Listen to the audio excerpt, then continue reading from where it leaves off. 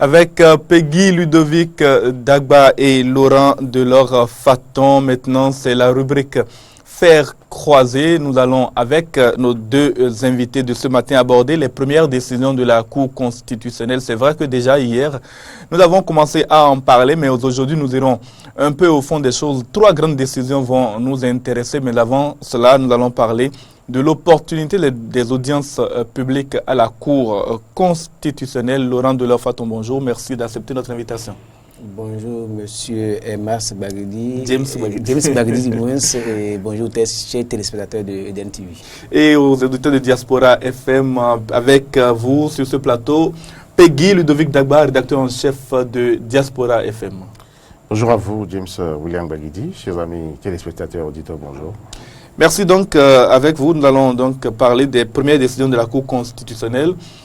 Innovation et revirement jurisprudentiel, il y en a eu en tout cas.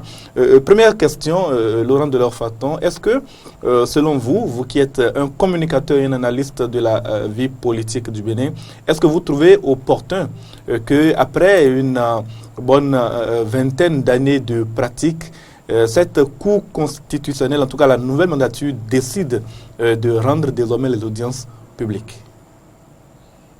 Ma position sur le sujet est assez claire. Cette innovation n'est pas opportune. Il n'aurait jamais fallu arriver à cette situation parce que, qu'on le veuille ou pas, la Cour constitutionnelle n'est pas une juridiction de droit commun. Ce n'est pas une juridiction qui a les mêmes missions que les autres juridictions que nous avons, comme le parquet et autres. Et que vouloir rendre les auditions publiques, à mon entendement, d'abord, ce n'est pas normal de le faire parce que ça ne... La Cour ne fait pas que des décisions, ne prend pas que des décisions juridiques.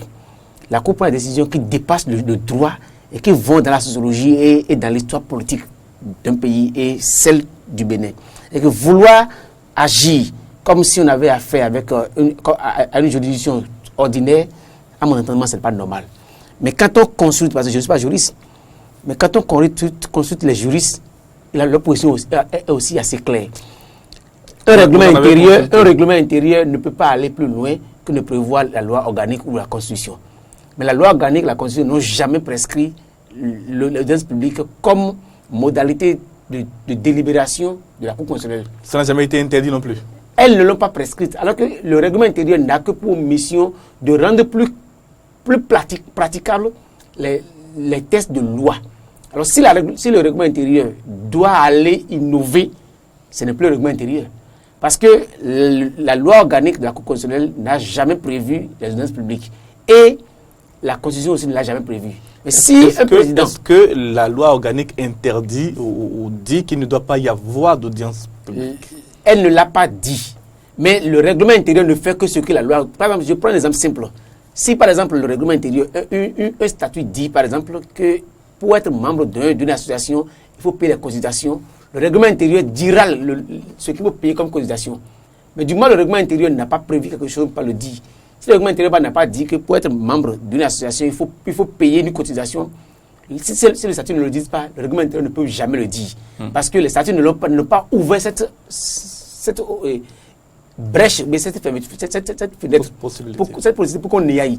Et dans le cas où nous sommes, le citoyen ordinaire, celui qui a juste le bon sens, comprend quand même qu'on ne peut pas demander à ce que les gens viennent pour faire une audience publique par rapport à une décision constitutionnelle.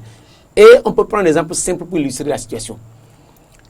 Une institution prend une décision que je juge inconstitutionnelle. Je suis citoyen. Je pense que la décision que le chef d'État a prise dans un domaine donné est inconstitutionnelle. Et je demande à la haute juridiction de nous dire si le président de la République est à même de poser l'acte qu'il a posé ou pas. Je n'ai pas besoin d'être juriste pour le dire. Parce que, étant béninois, je sens que ce que le chef d'État a dit n'est pas dans le bon droit. La Cour constitutionnelle a la mission et a la compétence requise pour dire ce que j'ai dit, c'est juste, c'est pas juste. On n'a pas besoin de venir me demander de justifier ce que j'ai dit. Je ne suis pas constitutionnaliste, je n'ai pas besoin d'avocat.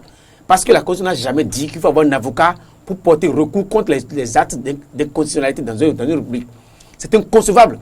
Parce que pour aller défendre un droit, pour aller un requérant, pour aller défendre une position, il faut que je sois d'abord formé pour défendre. Et dans une république, ce sont les avocats qui défendent les clients normalement. C'est comme si celui qui porte recours devant la Cour constitutionnelle est un client. ou bien un client qui a besoin d'avoir un avocat pour défendre. Ce n'est pas concevable. C'est le bon sens qui le dit. Et je ne vois pas en quoi cette innovation, c'est un recul. Parce qu'on veut amener les gens à ne plus poser les recours devant la Cour constitutionnelle. Parce que si chaque fois que je trouve qu'un acte posé est inconstitutionnel, il faut que je me déplace pour aller défendre.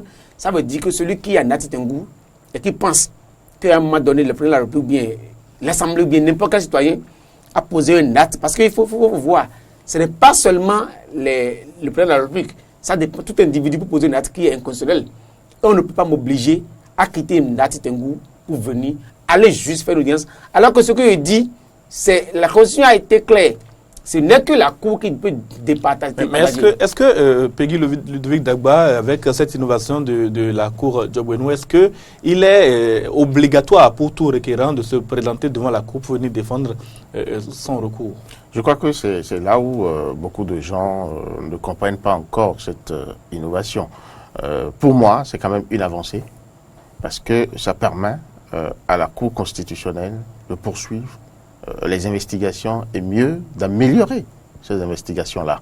Parce que à partir du moment où vous êtes porteur d'un recours, vous devez avoir tous les éléments qu'il faut pour venir, en tout cas, les étayer au besoin si la Cour vous le demandait. Je ne crois pas que ça soit systématique que tout requérant se présente devant la Cour par rapport à son recours. Tout simplement parce que il faudra quand même que la Cour puisse faire son travail. Et c'est peut-être dans son travail qu'elle va se rendre compte qu'elle a besoin peut-être de compléments d'informations dans tout ce que vous avez dit. La Cour ne rend pas des décisions dans une seule matière.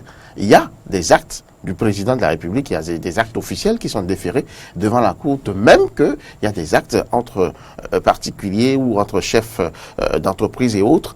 Il y a eu des cas comme ça où la Cour a été saisie par des dossiers comme ceux-là. Donc, à partir de cet instant, il y a des éléments qui permettent à la Cour vraiment de prendre sa décision. L'autre chose que je voulais dire, c'est qu'il ne faudrait pas voir forcément... C'est vrai que à première vue, on peut avoir des idées, on peut y voir des manœuvres pour empêcher un peu tel ou tel de venir s'exprimer devant la Cour, comme beaucoup le disent à première vue. Mais moi, je ne voudrais pas rester à ce premier constat. Je voudrais aller au-delà. Celui qui a entendu implémenter cette réforme, impulser cette réforme au règlement intérieur, eh bien, veut quand même quelque chose. Veut la manifestation réelle de la vérité. Est-ce que ce n'est pas aussi une façon de faire peur à certains requérants? Parce que, vous savez, tout le monde ne peut pas se permettre de saisir la Cour et de se déplacer pour contester l'acte, par exemple, d'un supérieur hiérarchique, pour contester l'acte d'un ministre, d'un député ou, au plus forte raison, du président de la République. Venir se présenter, c'est s'exposer à ceux qui sont en possession du pouvoir politique. Ma question, elle est simple. Pourquoi vous portez recours et vous avez peur de vous présenter? Pourquoi? On craint pour son emploi, j'arrive pas. On peut craindre pour son emploi. Vous avez votre nom puisque vous signez le recours. Vous avez votre nom, vous avez votre adresse. La Cour ne prend pas des recours de n'importe qui. Il faudrait que votre identité, votre personnalité soit quand même certaine. Avant que la Cour n'examine ou ne travaille sur votre recours. À partir de cet instant, on peut, ce que vous dites là, comme étant exposé et tout, ça peut arriver si vraiment c'est ça l'objectif. Mais ça ne devrait pas en principe faire peur. Moi je pense. Parce que c'est d'une personnalité, c'est quand même de votre personnalité qu'il s'agit. Et deuxièmement, vous avez intérêt à ce que le recours que vous portez prospère. Oui, quand ça ne prospère pas, vous êtes exposé. Non, mais quand ça ne prospère pas, c'est comme si vous allez devant la justice. Vous n'y allez pas forcément pour gagner. On peut vous donner, raison, comme on peut vous donner tort, on peut vous condamner. Et là, vous êtes présent. Et c'est en votre présence que la décision est rendue. C'est vrai que nous ne sommes pas devant une juridiction de droit commun. Ça, je suis totalement d'accord. Mais ici, c'est quand même la citadelle de la démocratie qui nous intéresse. C'est comment faire en sorte pour consolider notre démocratie. Et toute réflexion qui tend à aller dans ce sens pour moi et à prendre vraiment au sérieux. S'il y a des problèmes qui entourent la chose, réfléchissons, soulevons les problèmes et voyons comment on peut corriger ces problèmes-là. C'est ça, moi, mon problème par rapport à cette proposition, par rapport à cette innovation. Laurent Delors-Faton, il est arrivé que des recours que je peux qualifier de fantaisistes soient déposés devant la Cour et qu'on n'ait jamais pu identifier les auteurs de ces recours, alors même que les sages se sont réunis, ont réfléchi et ont pondu des décisions et on n'a jamais su qui a déposé ces recours-là. C'est arrivé plus d'une fois au Bénin. Est-ce que ce n'est pas aussi une façon de dissuader le dépôt de recours fantaisistes devant la haute juridiction, les audiences publiques? Vous savez, dans notre langue, pour appeler un pays, on appelle ça tout. Et tout veut dire un conglomérat d'acteurs et de choses, je dirais, qu'il faut essayer d'harmoniser. Et la haute cour est une institution de la République, de justice est une institution de la République. Et cette institution a la charge de maintenir la République debout. Ça veut dire qu'avec ce qu'il y a de bon ou de mauvais, ils doivent avoir la capacité de pouvoir maintenir ça debout. Et que les plaisantins qui déposent des recours et des gens sérieux, la Cour est en mesure de les maintenir tous. Parce que c'est ça la République. On ne peut pas empêcher les plaisantins de déposer des recours. Parce que quand même, il y a des choses sérieuses. Il y a des choses sérieuses à discuter. C'est ça ce qu'on appelle une nation. Une nation, c'est tout. Une nation, ce n'est pas que les gens sérieux. Ce n'est pas que les gens normaux. C'est des gens qui sont normaux, des gens qui sont anormaux. Et qu'il faut chercher le mécanisme pour les maintenir. Ce n'est pas pour rien que le constituant les appelle les sages. Les sages. Pourquoi ils sont appelés sages? Parce qu'ils sont au-delà du minimum commun que doivent avoir tous les citoyens ordinaires. Et c'est à cause de c'est à l'aune de la sagesse qu'on veut qu'ils jugent. Et si on veut, parce que vous savez, la haute cour, la cour constitutionnelle risque de tomber dans un piège. Ils seront surpris tout à l'heure eux-mêmes. D'ici quelques années, vous allez voir par les propres pièges. Parce que, à force de demander que les gens viennent défendre leur position sur le plan juridique. Est-ce que cette obligation a été vraiment portée dans le nouveau règlement intérieur? Est-ce qu'il est désormais obligatoire pour tout requérant de se présenter à l'occasion de l'audience? Mais ils ont voulu rendre les audiences publiques. Ça veut dire que les requérants doivent normalement venir pour défendre leur position. Supposons un cas hypothétique. Parce que j'ai déjà dit au départ, les décisions de la Cour ne sont pas que des décisions juridiques. Ça dépasse le droit pour prendre en compte d'autres considérations qui sont politiques, sociologiques et historiques. Supposons qu'on se trouve devant une audience publique et qu'un requérant vienne et défendre une position qui est juridiquement juste, juridiquement juste, alors que le contexte sociologique empêche d'aller dans le sens qu'il a voulu. Parce que la dernière fois, qu'on le veuille ou pas, qu'on soit d'accord ou pas d'accord, la suspension ou bien le rejet de la loi sur le droit de grève a été, la décision n'a pas été que juridique. On avait tenu compte de contexte donné. Et le contexte a obligé les sages à suspendre d'abord cette décision. Supposons qu'on soit dans une situation pareille, où au cours de l'audience publique, l'intéressé ou bien les requérants défendent une position qui est juridiquement correcte. Alors que le contexte sociologique ou bien temporel empêche de prendre une décision dans le sens qu'il aurait voulu. La Cour ferait quoi? Parce que ce n'est pas pour rien que le constituant a voulu. La Cour appréciera. La Cour ne peut pas apprécier. La Cour se retire à l'occasion de sa délibération. Elle ne peut pas utiliser seulement les arguments mais c'est là où on aurait décrédibilisé la Cour. Parce que la Cour reste de belles fétiches. Qu'on le veuille ou pas, qu'on l'apprécie, qu'on ne l'apprécie pas, en l'espace de 25 ans, elle nous a permis quand même de tenir debout une république qui a connu des hauts et des bas. Et c'est ça ce qu'on appelle le sage. Le sage a une dimension qui dépasse ce que nous voyons ordinairement. Alors qu'on veut ramener la Cour constitutionnelle à une juridiction ordinaire, du droit commun. Non, mais sur ce point, cette comment dirais-je, présentation à l'audition n'enlève rien au caractère sage. Ça ne leur enlève en rien. Le gars vient soutenir sa position par ses arguments, par ses éléments, vers ce qu'il expose à la Cour. Maintenant, la Cour apprécie en tenant compte des éléments que vous avez su si bien. Mais ces éléments ne sont pas... Ces éléments, on ne peut pas en parler. Est-il possible que, parce qu'un requérant est un brillant orateur, qu'il défend bien son argumentaire devant la Cour, est-il possible que la Cour se base seulement sur ce qu'il a dit? Est-il nécessaire que la Cour se base seulement sur ce qu'il a dit? Est-ce que le public doit juger la décision de la Cour par rapport à la qualité de la défense du requérant. À ce jour, aucun public ne juge la décision de la Cour par rapport, parce qu'on ne sait pas comment ça se passe. C'est ça qui fait le courant. Justement, et même les décisions des tribunaux ordinaires que vous évoquez, parfois, vous avez des avocats qui ont défendu brillamment leur thèse, mais la décision de la Cour vient contrer ce qu'ils disent et personne ne dit plus rien par la suite. Au niveau du droit commun, vous allez voir que c'est argument contre argument qui prévaut d'abord. La décision ne va jamais pratiquement à l'encontre de ce qui a été défendu. Au moins, il y a un moment sur lequel tout le monde est d'accord. Et qu'on le veuille ou pas là, c'est ça que le caractère d'avocat est important, de voir les décisions de droit commun. Les arguments sont évoqués et chacun peut savoir quand même sur quelle base on peut quand même tabler pour pouvoir donner la décision. On le sait d'avance. Même si les juges ont le dernier mot, on le sait d'avance. Mais le cas dont je parle, la Cour ne peut jamais nous dire devant une décision publique qu'il y a des raisons d'ordre sociologique et politique qui l'amènent à prendre des décisions. Parce que le caractère que nous avons, c'est le caractère du droit. Il y a la base constitutionnelle que nous avons qui est là. La Cour ne peut que, dans une décision publique, défendre les arguments qui sont liés au test de droit que nous avons, au droit positif.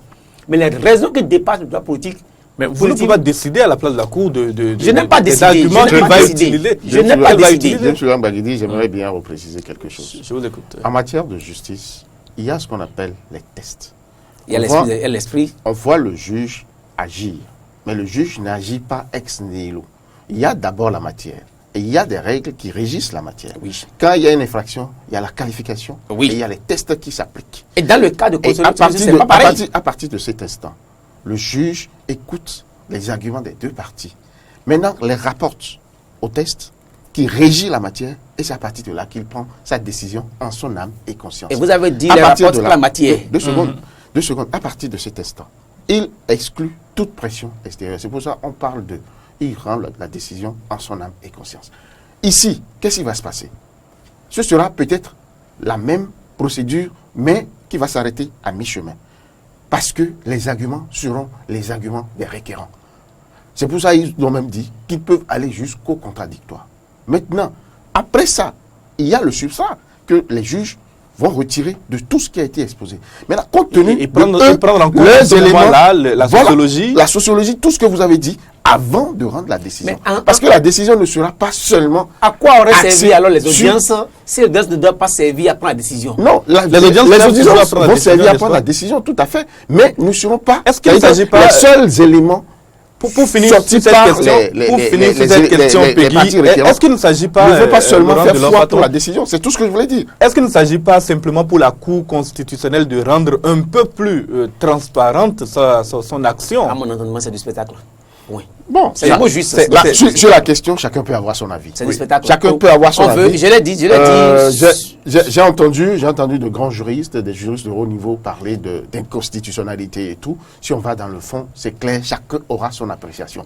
Mais de mon point de vue, quelqu'un qui prend une décision comme celle-là, qui fait une innovation comme celle-là, a envie d'ouvrir un peu le couvent pour permettre quand même à ce que ceux qui pensent qu'il y a des choses hors normes qui s'y passent viennent quand même se rendre compte d'eux-mêmes de ce qui se passe réellement, de la façon dont ça fonctionne. Moi, je ne pense pas que ça puisse vraiment limiter, comment dirais-je, le champ de ceux qui doivent porter recours devant la Cour constitutionnelle à partir du moment où, lorsque vous portez recours, vous devez pouvoir être capable de vous présenter et soutenir votre position. C'est tout simple, c'est pas autre chose, parce que déjà que vous portez recours, vous avez votre identité, vous avez votre adresse, vous avez tout ce qu'il faut pour que de manière juridique, on puisse vous identifier dans le pays. L'autre chose que j'ai envie de dire, l'autre chose que j'ai envie de dire, parce que la question passionne énormément, c'est qu'il y a des gens qui font porter des recours à d'autres. Il y a cet élément. Il y a des gens qui ont intérêt à porter recours, mais parce qu'ils ont une certaine position, ils ne peuvent pas. Peut-être que c'est ceux-là qui sont mis en difficulté. Vous comprenez? Mais à partir du moment où nous sommes devant la nation et nous voulons travailler pour la nation, je pense qu'on ne devait pas avoir un problème à s'afficher publiquement pour dire c'est moi qui suis auteur de cette... Je suis de ceux qui pensent que cette décision de la Cour va, à l'occasion de la pratique, montrer ses avantages et ses limites. Et la Cour va probablement, en ce moment-là, en tout cas, aviser. Et justement, que les audiences soient du spectacle ou pas, Plusieurs décisions en sont issues. L'une d'elles revient sur la décision de la Cour il y a quelques années de valider la candidature d'une personne à la présidence de la République dès lors qu'il a atteint l'âge de 39 ans plus un jour, l'année civile au cours de laquelle se déroule l'élection présidentielle. À cette époque-là, il y a eu énormément un vrai tollé. Cette fois-ci, un requérant candidat potentiel, en tout cas futur, aux élections de 2019, qui devrait avoir 25 ans après la date de l'élection, c'est-à-dire normalement, si je ne m'abuse, en novembre 2019, saisit la Cour par avance pour être bien certain qu'il n'y aura pas rejet de sa candidature en 2019. Si éventuellement il est candidat, la Cour a décidé de rejeter, de lui faire savoir que l'âge requis sera l'âge révolu à la date du scrutin. Peggy David Daba, est-ce que nous ne sommes pas en train d'assister à un revirement jurisprudentiel? James Bagidi, moi j'ai entendu un éminent juriste de ce pays nous dire que la jurisprudence est flottante. Ça veut dire quoi? Ça veut dire qu'elle peut changer à tout moment. Ce que, franchement, en tant que juriste, puisque j'ai eu quand même cette formation-là, j'ai été un peu surpris. C'est vrai qu'il y aura revirement jurisprudentiel. À partir du moment, on peut décider de ne plus rendre une décision comme on le faisait par le passé. Parce que la matière sur laquelle on a été saisi, peut-être, ouvre la voie à cette nouvelle façon d'appliquer la chose. On n'a jamais eu l'occasion de voir un candidat aller aux élections sans l'avoir atteint l'âge révolu. L'âge révolu, tout à fait. Mais en tout cas, la décision existait qui ouvrait cette voie-là. C'est à partir de cet instant que cette décision rendue par la Cour Olo a vraiment suscité le tollé dont vous avez parlé. Ce qui m'embête, moi, à partir de cette décision dont vous parlez et bien d'autres dont on parlera sur le plateau, c'est l'autorité de la chose jugée. Parce que la même matière a déjà connu une décision de la Cour constitutionnelle. Argumentée. Fortement argumentée. Est-ce que la Cour a à nouveau à se prononcer sur cette matière-là? Parce que ça a été le même recours que la Cour Olo a utilisé, sauf que à ce moment-là, c'était 39 plus 1. Aujourd'hui, c'est 25 plus 1. C'est 24 plus 1. Est-ce qu'on va dire que parce que les chiffres ont changé, que c'est une nouvelle matière que la Cour avait à juger? Moi, j'ai vraiment un problème à ce niveau parce que pour moi, en droit, c'est sacré, c'est sacro-saint, l'autorité de la chose jugée. La Cour ne peut pas se prononcer deux fois sur la même matière. Mais ici, c'est arrivé. Les décisions de la Cour constitutionnelle sont sans recours. Malheureusement, on est obligé de nous y plier. On se rend à l'évidence que la décision de la Cour, la première, est devenue une décision qui a connu un recours puisqu'on se retrouve dans cette situation. Laurent Delofaton, il y a certains analystes, certains observateurs qui ont dit que ce recours-là, déposé par ce fameux candidat potentiel aux élections de 2019 législatives, n'était qu'une manœuvre de la classe politique, en tout cas de certains acteurs politiques, pour élaguer définitivement cette possibilité, cette idée qui a été instituée par la Cour Olo, que l'on peut être candidat quand on n'a pas encore atteint l'âge révolu pour l'être selon la Constitution actuelle. Vous savez, moi, ma position, quelquefois, je ne fais pas...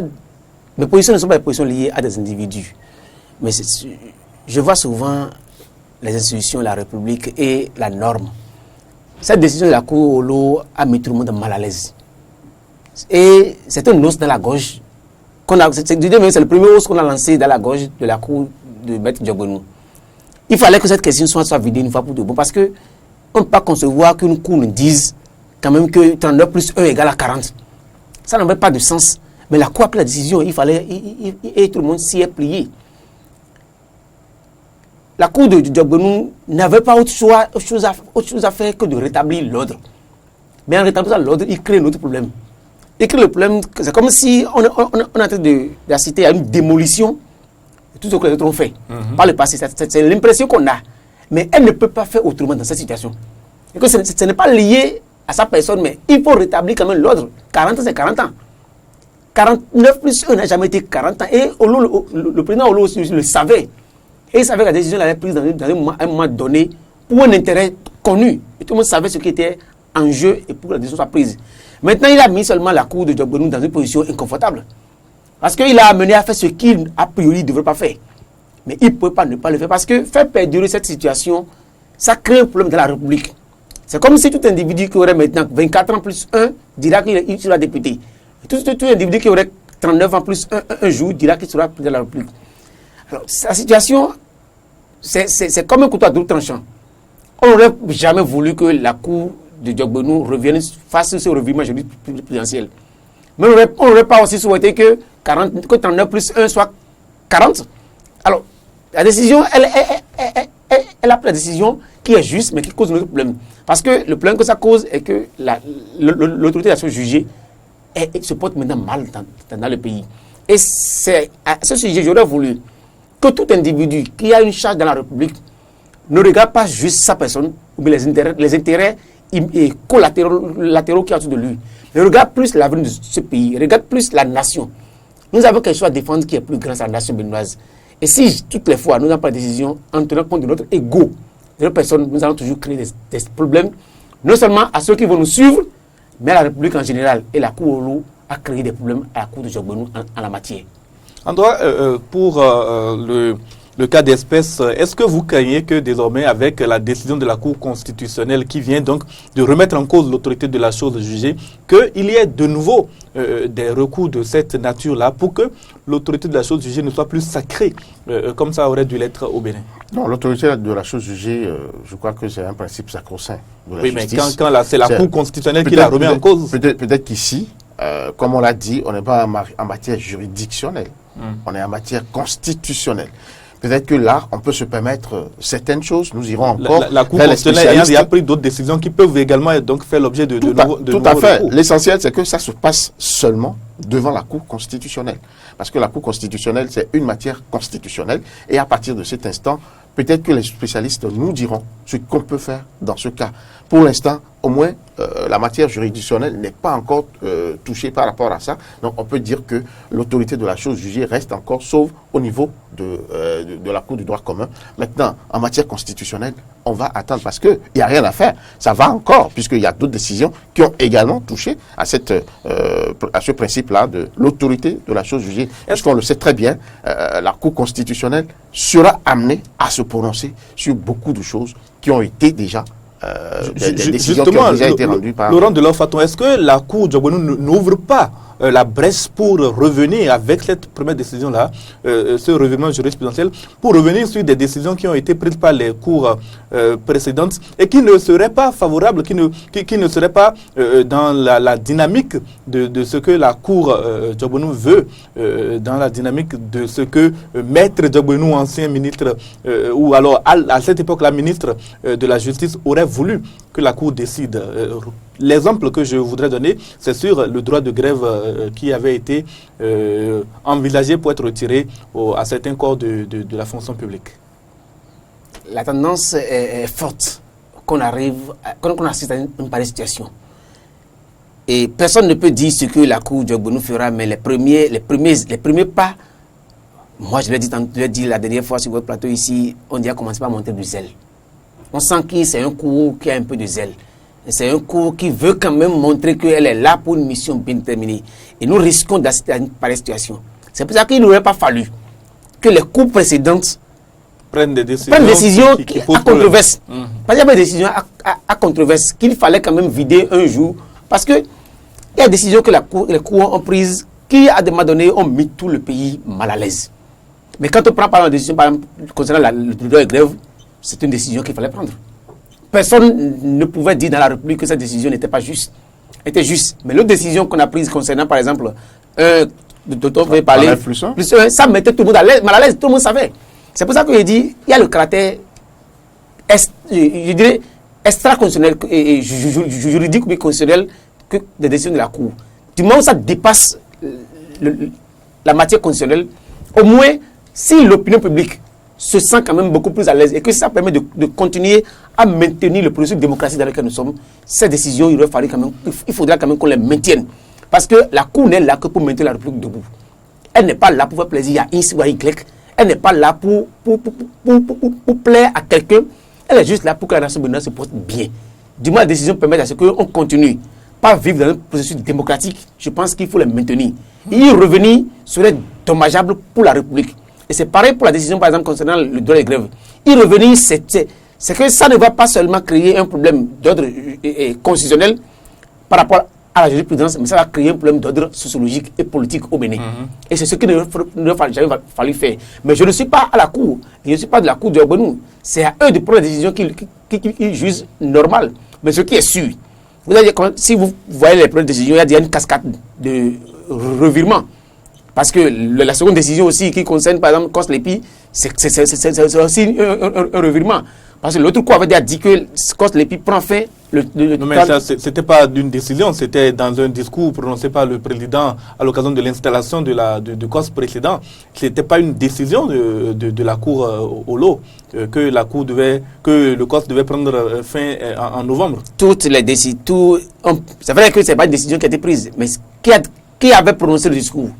Ce n'est pas la parole mais qui a pris le discours? La parole du professeur Olo. La parole du professeur Olo en tant que président de la Cour n'est pas une décision de la Cour. Ce n'est pas le professeur Olo qui a pris le discours. C'est le président de la Cour constitutionnelle. Ce n'est pas une décision. On connaît la forme que doit prendre une décision de la Cour constitutionnelle. Ce n'est pas parce que le président a prononcé un discours que ça devient décision de la Cour quand même. Ce qui est sûr, cette décision remet en cause quand même la parole de l'ancien président de la République qui demandait à ce la Cour constitutionnelle. De la Cour constitutionnelle.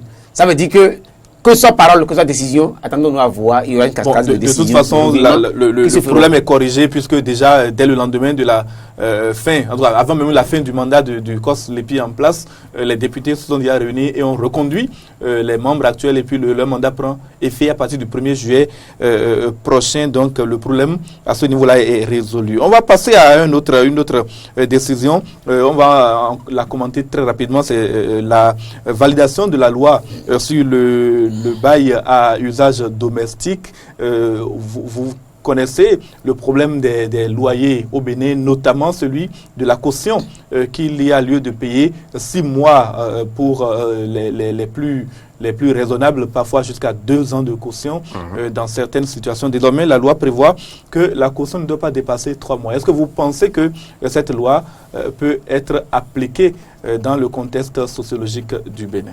Non, je pense que cette loi va s'appliquer parce que la situation qui se pose à ce niveau est vraiment préoccupante.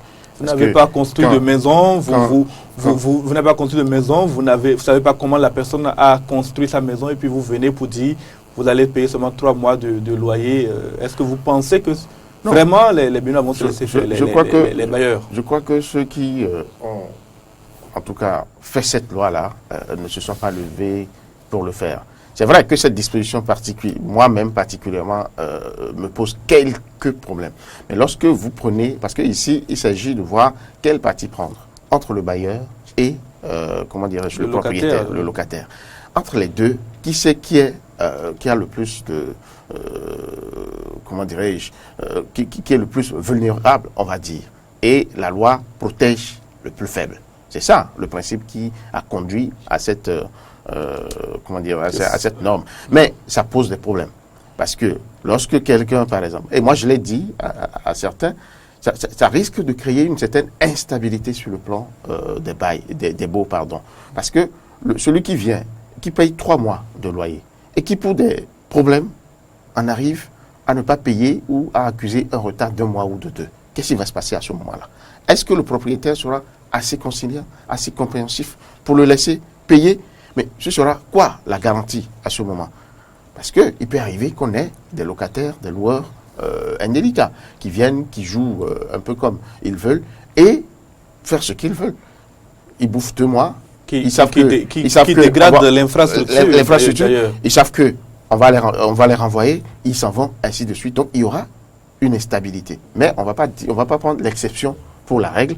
Je crois que ceux qui viennent quand même louer, ils sont d'une certaine bonne foi. C'est parce qu'ils ont besoin, comment dire, d'un gîte qu'ils viennent quand même solliciter la location. Par conséquent, Ce n'est que dans une entente cordiale, d'une négociation entre les deux parties qu'ils arriveront vraiment à s'entendre pour éviter cette instabilité que moi je pressens, en tout cas dans l'avenir. Un mot sur le sujet, Laurent Delors-Faton. Cette loi doit être le plus vite promulguée pour permettre à ce que les Béninois vivent, aient quand même un toit. Avoir un toit, c'est un besoin fondamental d'un individu. Tout ce qui entoure, il aurait simplement fallu d'abord que la République aide à construire des logements sociaux pour pouvoir moindrir les coûts et aider les populations à se loger. Mais du moment où on n'a pas les ressources qu'il faut pour arriver à cette situation, je pense qu'on devait trouver quand même un moyen pour aider. La location n'est pas normalement un luxe. C'est un besoin d'abord. Et ceux qui ont les moyens pour se faire le luxe, ils vont le faire. Mais dans une république, il faut que les gens aient un toit pour dormir. Ne pas avoir un toit pour dormir, c'est un scandale pour un pays. Et arriver quand même à réguler la situation, c'est opportun. Mais je suis sûr, la loi, même quand elle sera promulguée, son application va prendre des années avant d'être effective. Il faudra des années. Ça ne se passera pas du jour au lendemain. Ce sera difficile à appliquer parce qu'il y aura des gens qui vont résister. Mais il faudra quand même que l'État trouve le moyen pour progressivement accompagner afin que la loi d'ici quelques années soit effective et que ça s'applique normalement dans la République. Je vous demanderai un dernier mot. Il y a déjà un point positif quand même que moi je note, c'est que la plupart de ceux qui exigent 2 ans ou 1 an et demi de loyer savent désormais que c'est plus possible. Oui, mais vous savez, il y a également cette possibilité de faire signer un bail. Dans la réalité, on fait un contrat qui mentionne 3 mois, mais on exige que vous payiez 6 mois parce que c'est la loi qui dit 3 mois. Mais bon, si vous voulez cette maison-là, vous devez payer. Il y a cette possibilité aussi. Non, il y a cette possibilité parce que nous savons qu'au Bénin, le Béninois aime contourner la loi. Mais il faudra que ceux qui viennent soient suffisamment courageux et mettent ce qu'il faut. Ils peuvent aller dénoncer. Malheureusement, il y a concurrence sur l'acquisition. Et c'est la loi que je pense que le législateur et le pouvoir central doivent mettre les moyens en œuvre pour que la loi soit vulgarisée partout. Cette loi, il faut qu'on y consacre de l'énergie, spécialement. En tout cas, nous n'aurons plus le temps de parler de la requête rejetée contre la volonté de révision du code électoral. Un citoyen voulait que la Cour demande, en tout cas interdise aux partis politiques de la majorité présidentielle actuelle de réviser le code électoral.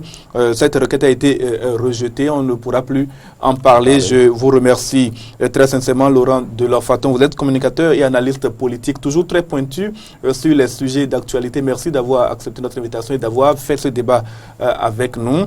En face de vous, il y avait Peggy Ludovic Dagba, rédacteur en chef de Diaspora FM. Merci de votre participation à Faire Croiser de ce jour.